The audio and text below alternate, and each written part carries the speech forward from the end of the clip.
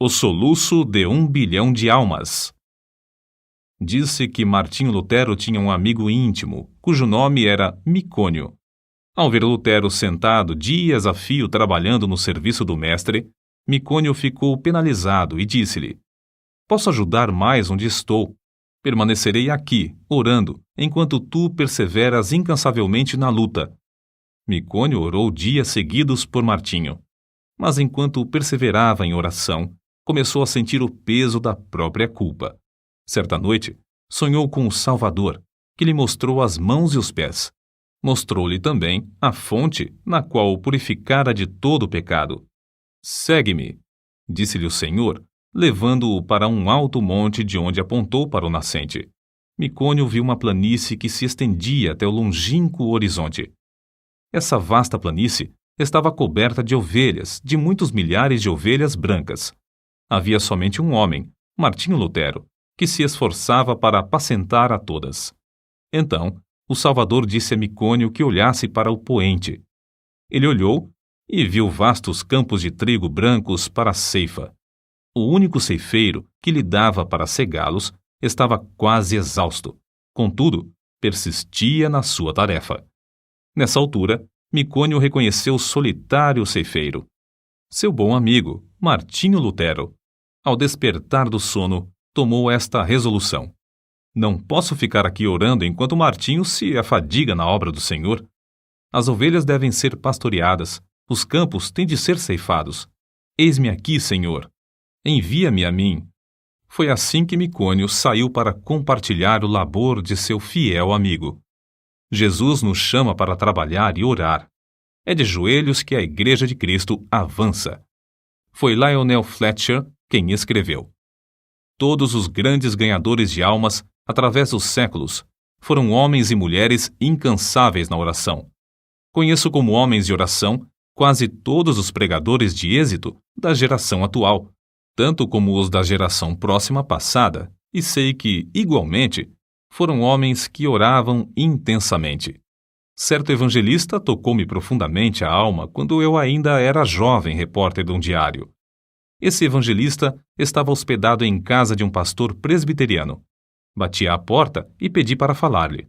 O pastor, com voz trêmula e com um rosto iluminado por estranha luz, respondeu: "Nunca se hospedou um homem como ele em nossa casa. Não sei quando ele dorme. Se entro no seu quarto durante a noite para saber se precisa de alguma coisa, encontro-o orando. Vi-o entrar no templo cedo de manhã e não voltou para as refeições. Fui à igreja. Entrei furtivamente para não perturbá-lo. Achei-o sem paletó e sem colarinho. Estava caído de bruços diante do púlpito. Ouvi a sua voz como que agonizante e comovente, instando com Deus em favor daquela cidade de garimpeiros, para que dirigisse almas ao Salvador. Tinha orado toda a noite. Tinha orado e jejuado o dia inteiro. Aproximei-me furtivamente do lugar onde ele orava prostrado. Ajoelhei-me e pus a mão sobre seu ombro. O suor caía-lhe pelo corpo. Ele nunca me tinha visto, mas fitou-me por um momento e então rogou: "Ore comigo, irmão. Não posso viver se esta cidade não se chegar a Deus." Pregara ali 20 dias sem haver conversões. Ajoelhei-me ao seu lado e oramos juntos. Nunca ouvira alguém insistir tanto como ele. Voltei de lá assombrado, humilhado e estremecendo. Aquela noite assisti ao culto no grande templo onde ele pregou. Ninguém sabia que ele não comera durante o dia inteiro, que não dormira durante a noite anterior. Mas, ao levantar-se para pregar, ouvi diversos ouvintes dizerem: "A luz do seu rosto não é da terra." E não era mesmo. Ele era conceituado instrutor bíblico, mas não tinha o dom de pregar. Porém, nessa noite, enquanto ministrava, o auditório inteiro foi tomado pelo poder de Deus. Foi a primeira grande colheita de almas que presenciei. Há muitas testemunhas oculares do fato de Deus continuar a responder às orações, como no tempo de Lutero, Edwards e Judson. Transcrevemos aqui um comentário publicado em certo jornal. A irmã Dabney é uma crente humilde que se dedica a orar. Seu marido, pastor de uma grande igreja, foi chamado para abrir a obra em um subúrbio habitado por pobres. No primeiro culto não havia nenhum ouvinte. Somente ele e ela estavam presentes. Ficaram desenganados. Era um campo dificílimo. O povo não era somente pobre, mas depravado também. A irmã Dabney viu que não havia esperança a não ser clamar ao Senhor e resolveu dedicar-se persistentemente à oração. Fez um voto a Deus que, se ele atraísse os pecadores aos cultos e os salvasse, ela se entregaria à oração e jejuaria 3 dias e 3 noites no templo, todas as semanas, durante um período de 3 anos. Logo que a esposa daquele pastor angustiado começou a orar sozinha no salão de cultos, Deus começou a operar, enviando pecadores a ponto de o salão ficar superlotado de ouvintes. Seu marido pediu que orasse ao Senhor para que ele lhes desse um salão maior. Deus moveu o coração de um comerciante para desocupar o prédio fronteiro ao salão, cedendo-o para os cultos. Continuou a orar e a jejuar 3 vezes por semana, e aconteceu que o salão maior também não comportava os auditórios.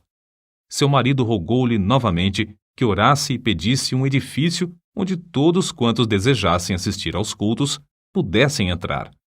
Ela orou e Deus lhes deu um grande templo, situado na rua principal desse subúrbio.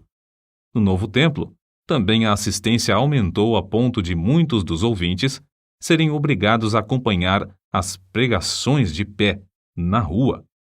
Muitos foram libertos do pecado e batizados. Quando os crentes sentem dores em oração, é que renascem almas. Os que semeiam em lágrimas cegarão com alegria. Salmos, capítulo 126, versículo 5. O soluço de 1 bilhão de almas na terra me soa aos ouvidos e comove o coração.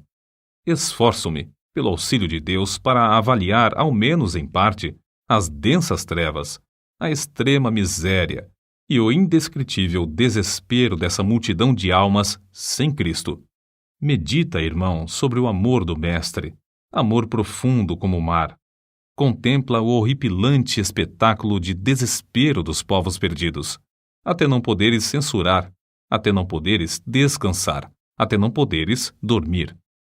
Sentindo as necessidades dos homens que perecem sem Cristo, foi que Carlos Inwood escreveu o que falamos há pouco, e é por essa razão que se abrasa a alma dos heróis da Igreja de Cristo através dos séculos.